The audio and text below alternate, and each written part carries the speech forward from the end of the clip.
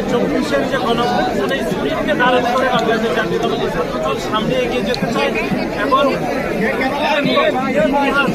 প্রজন্ম জানতে পারে সেজন্য বাংলাদেশের সকল শিক্ষার্থীরা যেন সতর্ক থাকে এই জন্য আমাদের পক্ষ থেকে সকল শিক্ষার্থীদেরকে সতর্ক থাকার জন্য আহ্বান জানাচ্ছি। বিজয়ের এই দিনে তোমায় মনে পড়ে